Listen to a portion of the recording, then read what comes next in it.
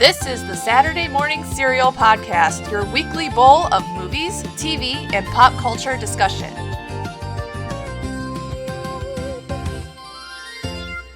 Welcome to another episode of Saturday Morning Serial Podcast. I'm Mike here with Amanda and our special guest Marshall joining us for today. We will be talking about Avatar the Last Airbender on Netflix. The second season is out and we're here to discuss it. A young airbender sets out to master all four elements as the Avatar in hopes of saving the world and stopping the Fire Nation from destroying it. Avatar the Last Airbender stars Gordon Cormier as Aang, Giovanto as Katara, Ian Ousley as Sokka, Dallas Liu as Zuko, Elizabeth Yu as Azula, Miyako as Toph Beifong, Momana Tamada as Tai Li, Paul So-young as Iroh, and Daniel Day Kim as Fire Lord Ozai. Avatar The Last Airbender was showrun by Christine Boylan. All right, guys, I'm a late bloomer to the Avatar Last Airbender fandom. I love this fandom, though. It's so much fun. But you guys are veterans fans. What is your experience with the Avatar franchise? Marshall, you go first. I'm actually not a veteran. I watched it for the first time a few years ago when someone I was with was like, I'm sorry, you haven't watched it? That's how Mike was. Yeah. He made me watch it, and I fell in love, and I was stunned that I never watched it before. So I'm with you. I'm newer to the fandom, but I absolutely love it. It's such a fun thing. So Mike is the veteran. I didn't watch it when it first came out on Nickelodeon. I watched it on DVD. What's a DVD? What is a DVD? So I watched it in the summer of 2012. And then I think as soon as I finished it, Korra came out. And then Korra, I watched the first season on Blu-ray. And then I watched Korra as it was aired on television. But I guess it's been like 14 years now since I've been a fan of the show, which is wild. And Avatar celebrated its 20th anniversary last year, so it's a big franchise. Yeah, I mean, right when you and I started dating, you were like, you have to watch the show. And I'm like, okay. Because, like, I remember Avatar being on Nickelodeon. My family, like my brother and sister and I, we were like big into like Fairly Odd Parents. I loved Fairly Odd Parents. Yes. And then like my brother watched like Jimmy Neutron, but Matthew actually watched Avatar. But I was like, like it wasn't. And you know, I'm 14. Like I'm not gonna sit down and watch that. It just didn't capture my interests. But so I was like, oh, okay. And we started watching it, and I'm like, oh, this is cute. And you were like, cute? You don't understand. Like I offended you because I just thought it was like cute. I thought Aang was just this cute little boy. Oh boy, was I wrong. I was locked in season 2, I think. Yes. Yeah, and so I mean, I think I've been a fan for like what 9-10 years now, almost. So yeah, because we've been together 10 years. Yeah. And obviously I loved it, and I actually love Legend of Korra. I mean, everyone who's listened to these episodes in the past know how much I love Legend of Korra. So, yeah, that's my experience. Okay, what did you guys think of the first season of the live action adaptation? I really enjoyed it. I thought it was really well done. I know a lot of people don't like that they jumped around and did like the Secret Tunnel and Omashu earlier on, but I enjoyed the fact that they've played with the storyline. It's still the same story. It's just in a little bit of a different order. And they're keeping it that he learns water bending, then earth bending, and then fire bending. I think that's the most important part. And I think that they've kept the integrity of the show. And the casting is bomb. Yeah. So I'm really happy with it. I wasn't too big of a fan of the first season. I mean, I watched it and I thought there were really strong episodes, which also happened to be written by Mike and Brian, the creators of the original show. I felt the other episodes were kind of slow and not as well paced and not as tightly written as a story.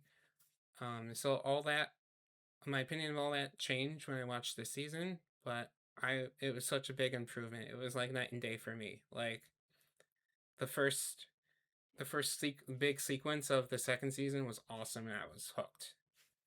I agree with you. I felt bored. I don't remember much from the first season, actually. And I think that's wise because I was bored. Um, I mean, there were some great moments I remember, and I really liked Sokka and Suki in the first season. I was like shipping them so hard together. Um, and I mean, there were things, and for me, it was like more of Sokka's side. Now, I went into this show. I mean, I love Zuko. He's my favorite in the cartoon, but honestly, I love Sokka in this live adaptation. So, that's really all I remember. But I mean, I really, yeah, it was just okay. So, yeah, and going into this, I was kind of like, let's just see what they're gonna do now. But yeah, more to come. I think I went in with the mindset knowing that the first season was going to be a lot of setup. Yeah, And that's probably where the boringness comes in. A lot of people don't like getting through the setup of the world and the characters and things like that. And I think there's a lot of that in season one. And as a writer, um, that's something that like I look for because I like the setup of the world and everything. That's so true. Yeah. And I think too, like just me as like a casual fan, like I was just so excited to see all the big moments on screen. So it's like the little slow moments, I'm just kind of like, oh, come on, let's get to the action already, but I totally get that. Yeah, the way the original show was set up, they're called books, but they're like acts, really. Like the first season, the first book is about the setup, and then it really gets into the thick of the Fire Nation conflict and concludes very nicely in the third season and book. So yeah, it definitely picked up for me. So now that we talked about season one and, just our thoughts about that, did you enjoy this season and can you recommend it? And if so, to who? Yes. Oh my goodness. I think season 2 got more into the action and more into the conflict. And it was really cool to see it play out. As well as getting more in depth with characters. I especially loved how much we took a look at Sokka's PTSD with everything that happened with Yue and how it manifests within his relationship with Suki. And then I feel like we got a lot more detail about Toph as well. I love deep dives on characters. And I think we got a lot of that this season. And that brings me in emotionally and makes me more invested. So I think they did a really great job with that. And I highly recommend it. I recommended it to my parents, and my parents are watching. They watched season 1 after I talked about it, and they just started season 2 the other day. And they're like an episode and a half in, and my dad is already like, I love Toph. And I'm like, that's right, Dad. Toph is fabulous. So. Yeah, I can recommend it. Listen, if you didn't like the first season and you've already made up your mind about the show, then you don't need to watch the show and hate on it. You can just move on. We've got a lot of great things down the Avatar pipeline. But if you've watched the first season and you're indifferent on it or you liked it, the second season is such a big improvement, and I can recommend it, especially if you're a fan of the OG show. Like you get your moments in this show, in this season. Amanda? Yeah, I agree. I particularly liked this season a lot better than season 1. I was just kind of, like I said, going into it like, oh, let's just see what they do in this next season. But yeah, it just was a big change, I think, of pace from season 1. And it's like Marshall said, I really loved Sokka having like PTSD and just having him like as someone now who's like shipping him and Suki, I'm just like, oh my god, like he's having so much trouble moving forward and she wants to be with him, so I just thought that was cute too. And I don't know, I'm just like really liking Sokka this season. And then Iroh too, like the deep stuff with Iroh is like hitting. And I think too, as a live action, I mean it hits in the animated, but like live action too, it just really hits a little different. I just can't describe why it hits different, but yeah. Okay, guys, so we're going to get into spoiler territory for season 2 of the show and the animated one. So heed caution. How well did you guys how well did the show adapt the second season of the cartoon, and did anything changed that you liked, or was something missing that you would have liked to have seen? I think they did a great job. Again, it doesn't bother me that they're splicing and taking from other seasons and, mixing up the timeline a little bit. That doesn't bother me. What I really love about it, like I said, is the in-depth character development. They also gave Jet a better ending. I liked that it was so much more honorable, and it really was him fighting for the cause. So it still stayed true to Jet while making it a little more honorable. I loved watching the friendship between Katara and Toph. Yeah. I like that we got to see that a little more. It was, female friendships are so important to me. It took me until my 30s to find my best friend at your wedding, for the record. Yeah. It's beautiful. So I've had people that have fought hard for me, but I don't think I've ever had someone who fights for me that way. And Katara fights for Toph that way. And it's really cool to see. Like I said, I also really love diving into Sokka's PTSD. I feel like in the cartoon, they don't really talk about it very much. It comes up here and there. So I loved getting to see it, especially as someone who has PTSD from certain relationships. It was really cool to see the way that manifests with Sokka. And that he clearly wants to be with Suki, and Suki wants to be with him. He just keeps getting in his own way. Another thing that I really, really loved was while they were in the library, and that's my favorite episode through the whole season, is the fact that not only did Aang get to talk to a past avatar, Toph got to talk to Kyoshi. And I thought it was such a great way to bring her further in, because in the cartoon, Toph didn't go into the library. Because she's like, I'm blind. What's the point of books? But they make a point of saying that there's Braille for Toph. And I think that was so important for representation, but also very important for the way that they were taking her character. I also really appreciated all this. Sokka steals the show in my opinion, but of course his PTSD with Yue and him not moving on right away with Suki was great. But we got to talk about how great the Painted Lady and the Blue Spirit team up was, because they're thematically the same thing. Zuko pursues the Blue Spirit as a selfish means to kind of protect his honor in a way in the show, and make sure that he's the one to bring Aang home. But then he kind of develops it as a vigilante persona, and in this season he kind of uses it to do good. And Katara kind of reaches the same point as well, where she becomes this spiritual symbol of hope, and she uses her waterbending to heal people and to help people. I thought that was a great addition in the second season, because the second season had so much Blue Spirit in it. What also I really liked that was changed was, Toph and Aang having a little bit more of a brother and sister relationship, and really getting on each other's nerves. I thought that was great as well, because I know you can kind of see Aang his feelings for Katara in this, but platonic relationships are also really important, and Toph and Aang getting around like brother and sister was great. I also really loved the little changes to Zuko and Iroh, and how Zuko kind of felt like Iroh was responsible for everything bad that happened to him.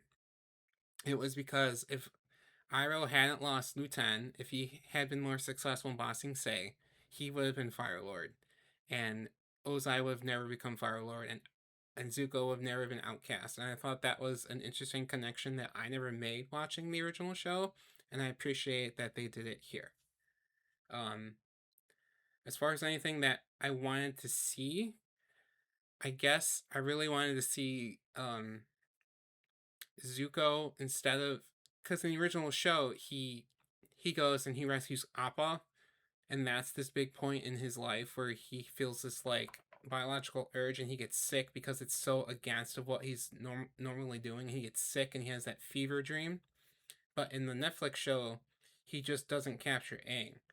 And what's important later in the show, it concedes with him helping Appa at one point, and Aang trying to learn firebending from Zhang Zhang. And those two things didn't happen, and it kind of sets up a huge point in the next season, and it didn't happen. So I'm wondering if they plan on changing it or if they're not going to address it. But that's the only thing I kind of missed in this season. Amanda? You totally stole my painted lady thing. I mean, I loved and I'm just gonna expand on that. So, like, the thing that changed for me, I'm just gonna get to the point, is Aang's deeper voice and the fact that these kids have grown up, I thought added some charm to season 2. I felt that Katara and Aang, like, you know, they get together at the end of the show. I felt like their relationship was kind of progressing a little better in season 2, because in the animated show, I'm like, I can't get behind this because they're children. I mean, he's got the squeaky little voice. I'm like, I can't support this like heavy relationship stuff when they're like 10. But like in the show, for me, it's more believable. And, you know, Katara's being super shifty with this whole painted lady stuff and whatever. And Aang's like, what the heck is wrong with you? Like, calling her out for just being shifty. And, you know, I just thought that dynamic was really good. And it was more believable, I thought, than in the animated. But yeah, I agree with Toph. I love Toph. She's one of my favorite characters from the animated series. And I love how they expanded more on like her family and her background and just how she uses her privilege to get her way sometimes to just help Aang and, you know, Team Avatar. So yeah, Team Toph. I feel like this question was made for me because I just said it, but did you guys have a favorite character this season? And did it differ from your favorite character in the animation? My favorite characters, it's always been like Irohits and Toph. And actually Zuko as well. I love all three of them very much. But Toph really stood out for me this season. I think it's because they expanded on her. I got more of her and more of why she is the way she is. Also, all the blind jokes. I'm so happy that they kept those because it's part of her sarcastic charm. But Toph is forever my number one. I think part of that is because she's as bold as I wish I could be. There you go. Yeah. Oh, my favorite characters in the animation were Zuko and Aang. And my favorite characters this season were probably Toph, Katara, Suki, and Sokka. I think Sokka and Suki just had this like great relationship, will they, won't they? And it's great. And I want to say her name is Maria Zhang, is just wonderful as Suki.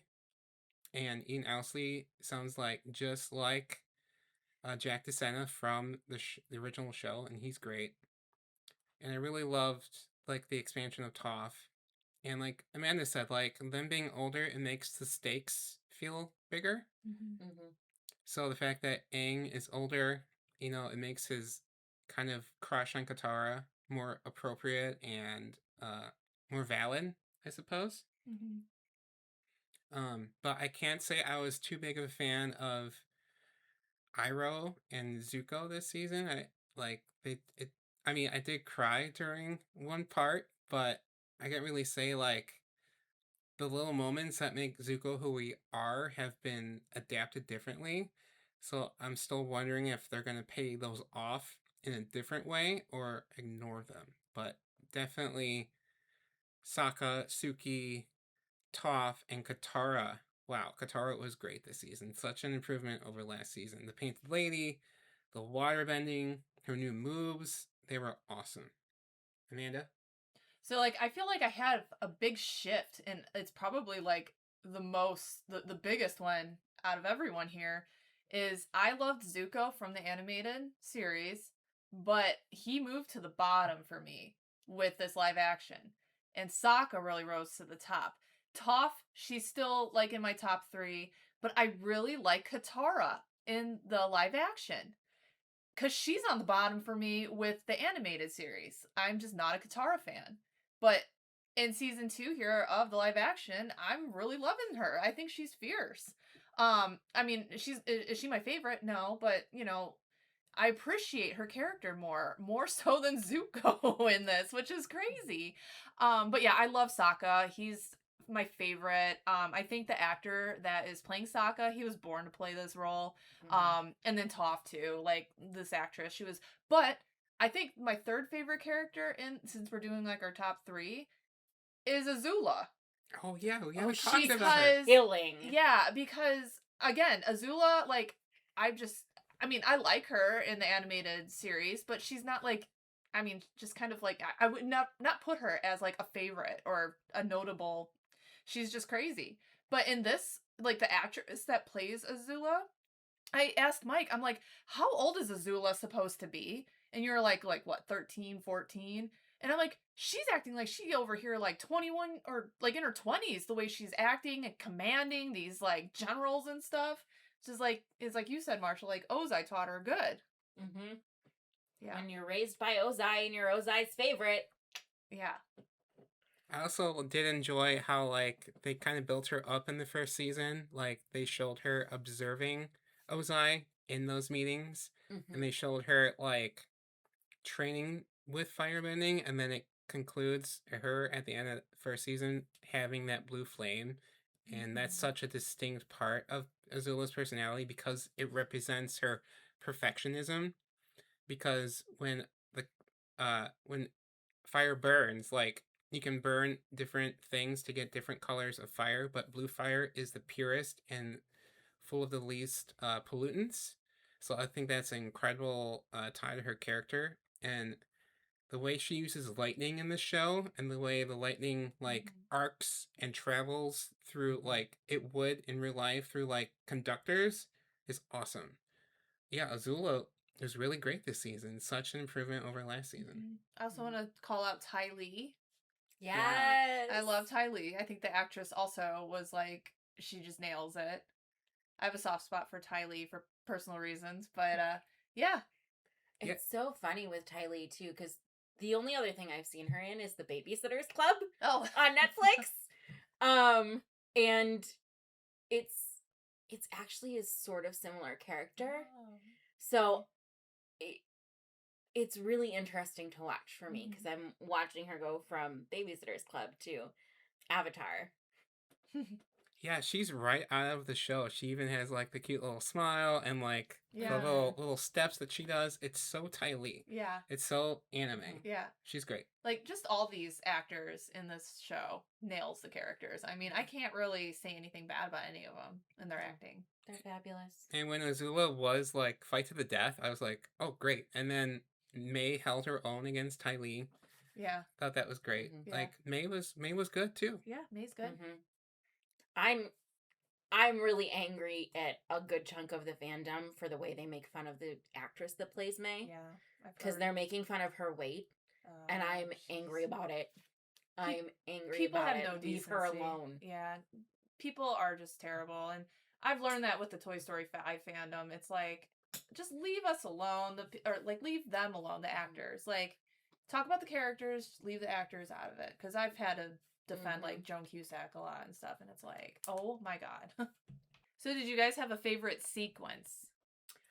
Okay. I'm gonna talk about my favorite action sequence and then my favorite storyline sequence.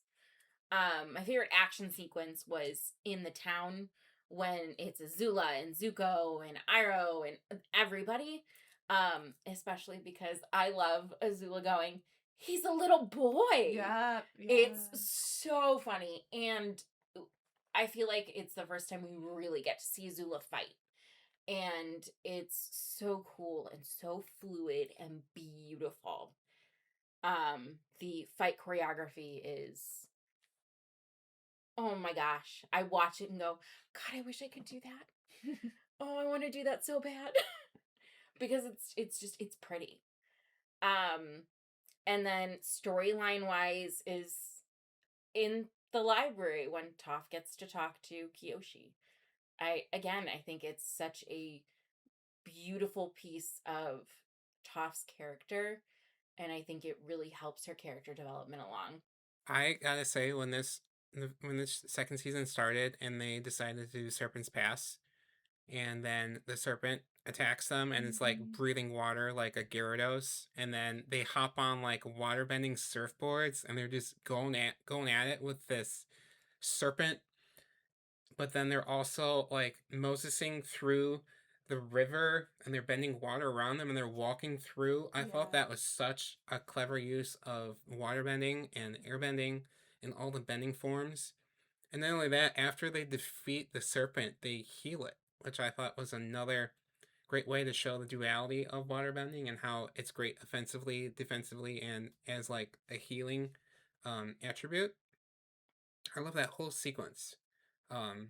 And that's really what won me over on Katara, was how she held her own against the serpent and how they were able to do all those cool things with waterbending. And I also got a shout out in the library sequence as well, where Wang Shi Tong devours the professor like a T-Rex. I thought that was so frightening. Like, I saw Jurassic Park in the movie theater, and my dad thought it was like the Land Before Time movie, and the dinosaurs were like friendly and talked and everything. Petrie. And I went in this movie, and I'm like 5 years old, and then the Velociraptor starts attacking that guy, and they're just like, shoot her! And then you get to the part where the T-Rex just devours the lawyer in the bathroom.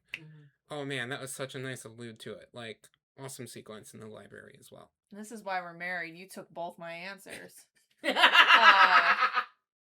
Honestly, though, I do think that the action parts in this season were my favorites. Like you said, Marshall, with the fight. I loved the fight. I loved how Azula was like, I know when I'm out, or when I'm beat, or whatever she says there. And then I loved the design of the serpent.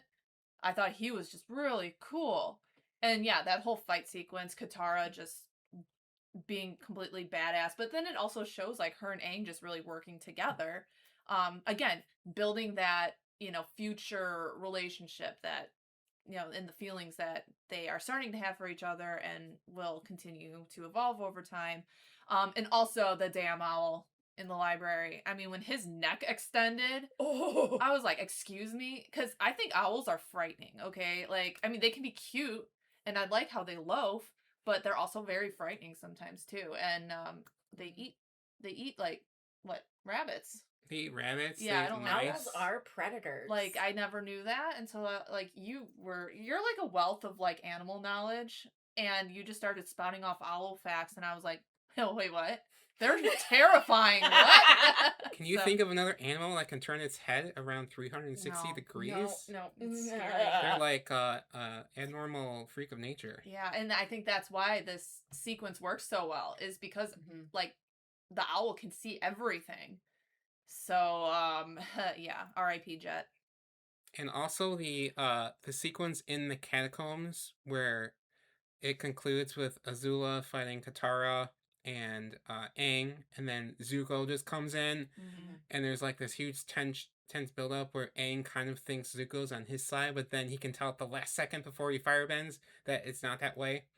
I thought that whole sequence was awesome. Plus, we got to see the water octopus technique, which I've always loved because it's so cool. And then when Aang does it in the show, he's making fun of Katara, but it's awesome in this show.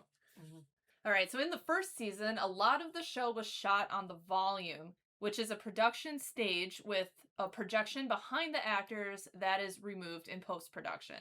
However, this season, it was shot more practically on constructed sets.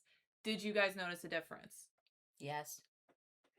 And I think that comes from the fact that I've taken classes about it, and working on movie sets. Simic. Yeah. Your fault. Uh, just working on movies in general. It's kind of easy to tell when you're looking for it. Um, but I'm sure to people who aren't looking for it aren't going to notice. Yeah, I thought the fact that they constructed like a little segment of Ba Sing Se was awesome. I also was a big fan of the what was it, the rhino lizard egg. Mm. I thought that was really clever. Yes. And like how they've like Iroh's tea shop is just like this like little stand in Ba Sing Se, and it's small, but it's very intimate, and I love that set. Plus they were out in location more, shooting in like the wilderness and in the woods where it's shot up in Vancouver. Yeah, it's definitely great that they stepped away from the volume, because as an actor, it's probably very intimidating to be on just like one set the whole time, and it just changes the way it looks like instantaneously, and there's like real no like environment or atmosphere to get off of where you are. So that's such a big improvement. What about you, Amanda? Did you notice anything? Yeah, I think too, like just having a tangible set that you can feel, that you can touch, you can interact with helps an actor so much. I mean, I'm just speaking maybe like as my own opinion, my own experience, like being able to like actually interact with like a tree, or even if you're interacting with like the sea serpent, and if someone just has like a broomstick chasing you, like that helps you imagine like this thing is chasing you. So I definitely did notice a difference. I felt like all like this was more high quality than the last season. That, maybe I hope they continue going with this. And I think they will. But yeah, I agree that this was a lot better looking, and I think the actors probably had a better time too, just imagining the world that they're trying to just act in. So, what other production value changes did you guys notice? The writing. The writing was much better than season 1. Again, I will forever talk about how much I love character depth. Um, Diving into characters that way is extremely difficult, and I think they did such a great job with it. Um, Also the costumes. Mm-hmm. I think I could tell at least that they seemed a little more higher quality, probably because they have a bigger budget. Um, so it was really cool to see that as well. Yeah, the costumes looked great. Like in the first season, all the costumes looked brand new, like they hadn't been worn before. Mm-hmm. And if you watch this season, you can see like Aang's like clothes. They're like really dirty near the bottom of near his boots and everything, and they just look old and ragged. Like they look like 100 years old. The costumes look great. All of the wigs look a lot better. Like Zuko gets to use his natural hair this time. Um, Aang's hair and tattoos look great, or lack of hair look great. Everything looks so much better. Especially Appa was utilized in a better way as well, and he was kind of built as like a roller coaster, and like a gamble and everything, and he looks so much better in this show than last season. I think it's because I just came off of Toy Story 5, where like the lighting in that movie is so beautiful that I've been noticing lighting a lot in like the past couple shows and movies I've watched since. And I think the lighting in this show speaks for itself. I think like in the first season, I felt like it was a little cool. It was a little like just too blue, too, I don't know, I like brooding maybe, like for something to just Mm-hmm. start out and introduce the characters. I felt like it wasn't as bright as it could be.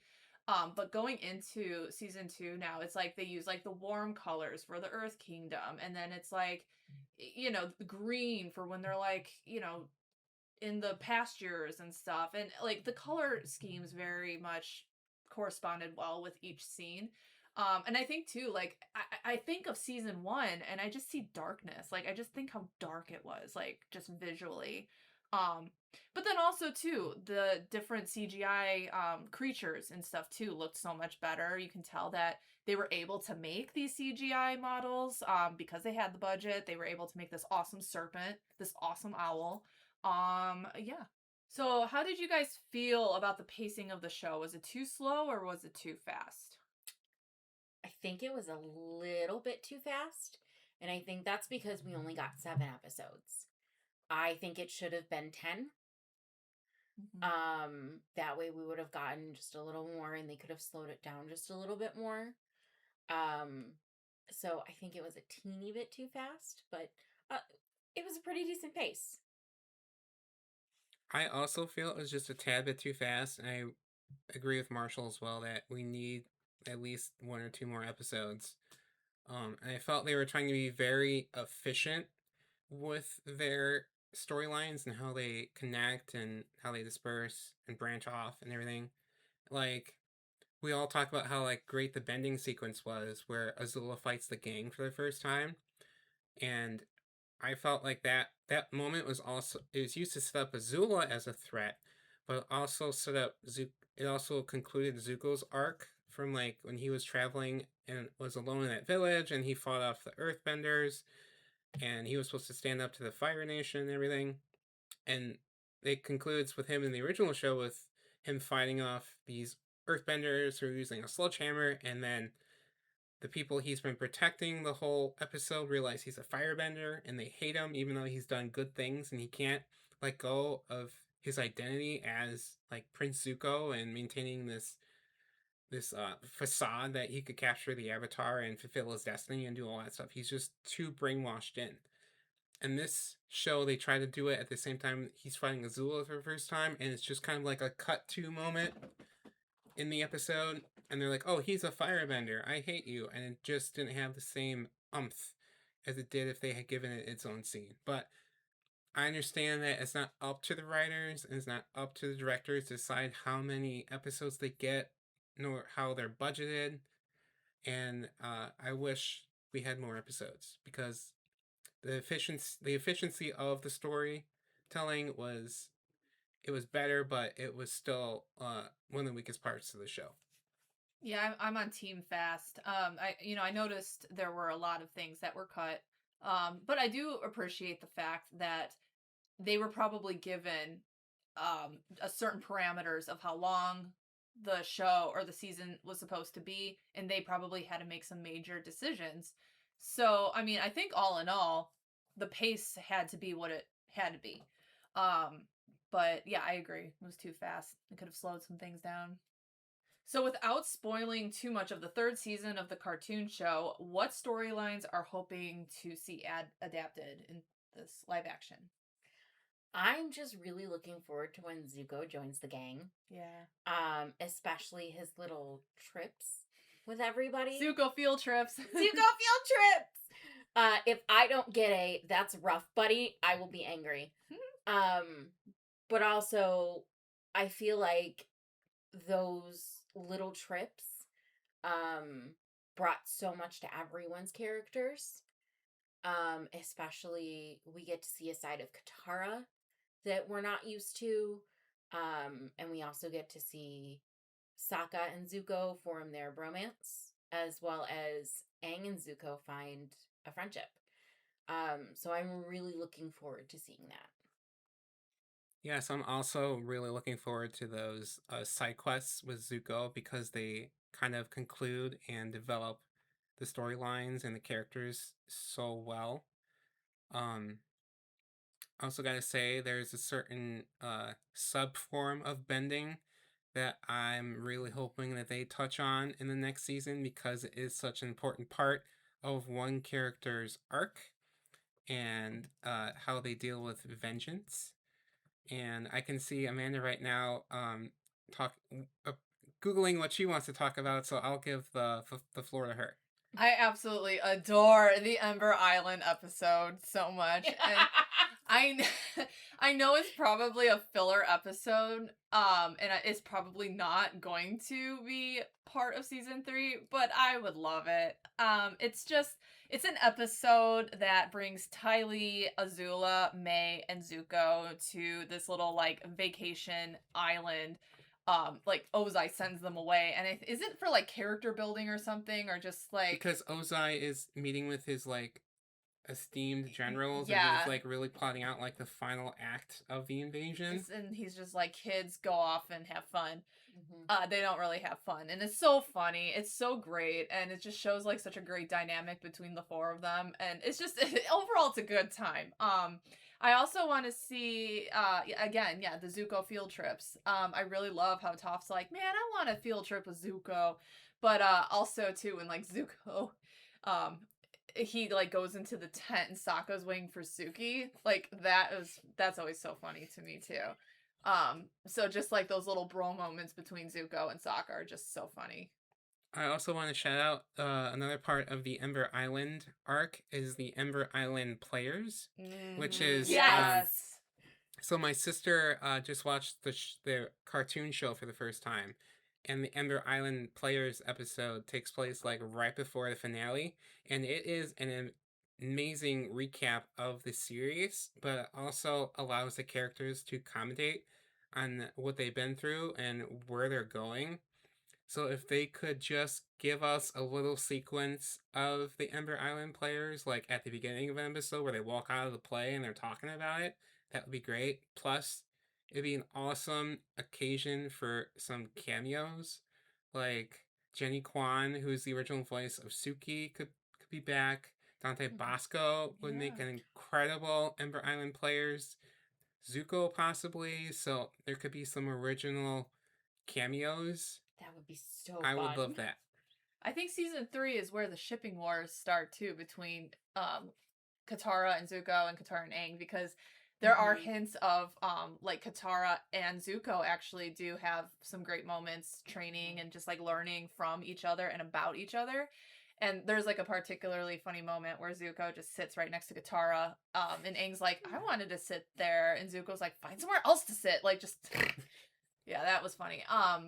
But I feel like season 3 might be the season where you really start to feel personally connected to the characters, because they start to exhibit actual like human traits and characteristics. Like, they're out there bending the elements and stuff, but then like in season 3, like, you get to learn more about them. You get to learn like they're human, they do what we do.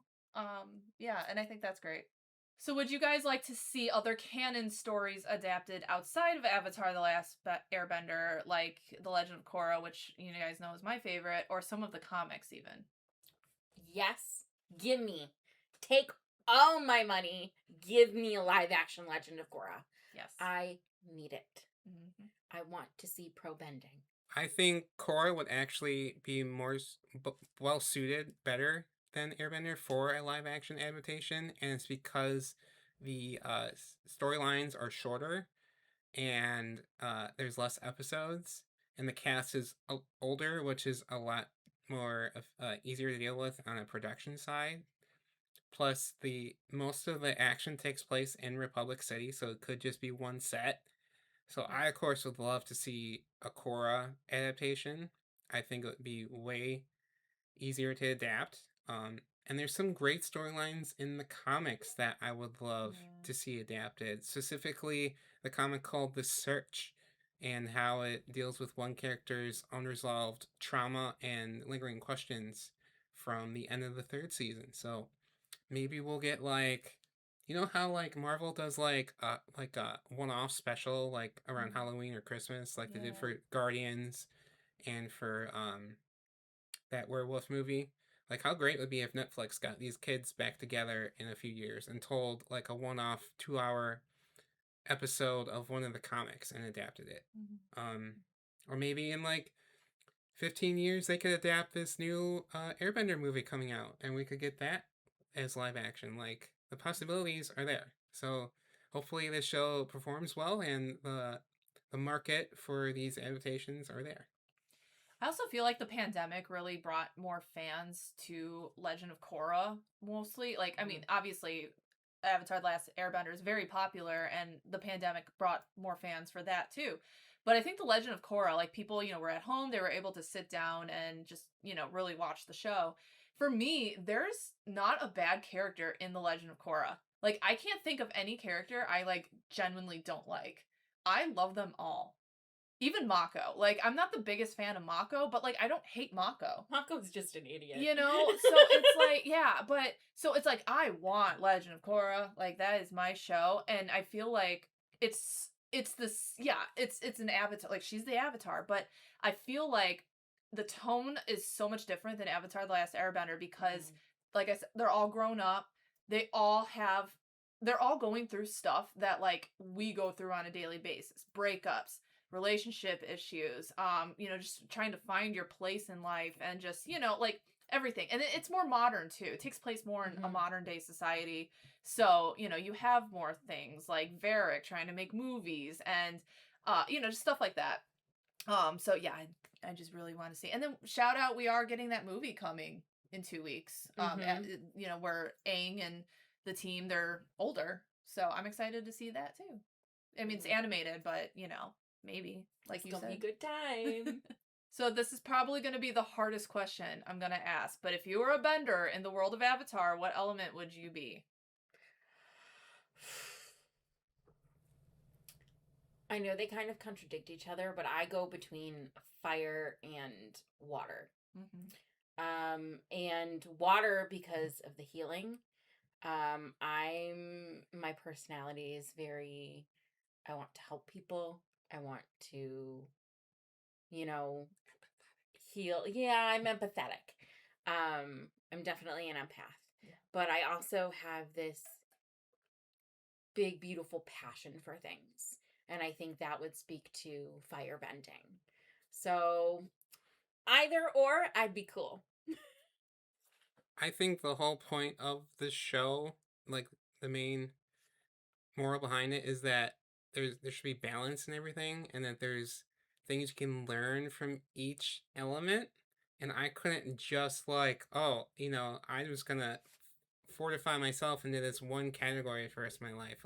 I feel like I could kind of change, but so you want to be the Avatar? Okay, I didn't say that.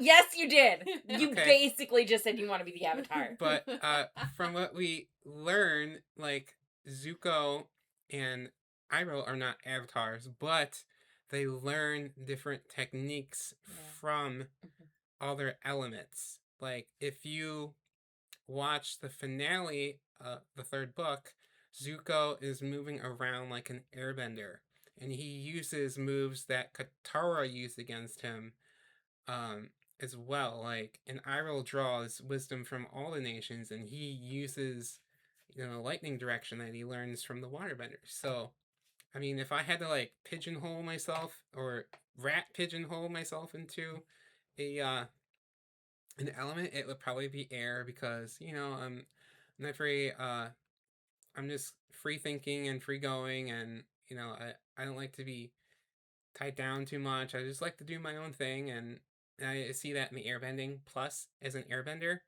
you don't have to be great at airbending to fly or to dry off your clothes. Like, for you to be like an awesome earthbender, that's metal bending. That's a huge skill. That's lava bending. That's a huge skill. But airbending is just such a pick me up and play and go bending style. So you're definitely a Twinkle Toes. a Twinkle Toes. I'm calling you Twinkle Toes from now on. Okay, Amanda, what about you? What element would you want? Definitely fire. Yeah, and I was actually just thinking as I was sitting here that I feel like I would master the blue fire with the Zula, because my mental health, like, I have anxiety, I have an urge to, I'm a perfectionist, and I feel like I always have to be 100%, and that's how Zula has to be. And I want to be able to be the best and best thing I can be. And I feel like, give me the blue fire will come right out. I also want to support the theory that lava bending is capable, because you have one parent from the Fire Nation and one parent from the Earth Yeah, Kingdom. So maybe there are some possibilities for sub elements that's as true. well, which I think lava bending is an incredible sub element. And if I had to pick just one sub element, it would probably be lava bending. Yeah, That's Bolin. Bolin Dope. in Legend of Korra. He's a good lava bender. It's dope. So something we didn't touch on yet was the White Lotus. Um, I thought it was really cool that we got to see Iroh approaching the White Lotus, and then Zhang Zhang stepping up and being like, "You really want to join us? It's my fault your son's dead." Because I don't remember that from the cartoon. I don't think it was in it. But I thought that that was a really cool moment, and Iroh going, "I do not blame you for that." I thought that was a beautiful moment towards showing the wisdom that Iroh has gained, and a really great piece of lore that we didn't have before.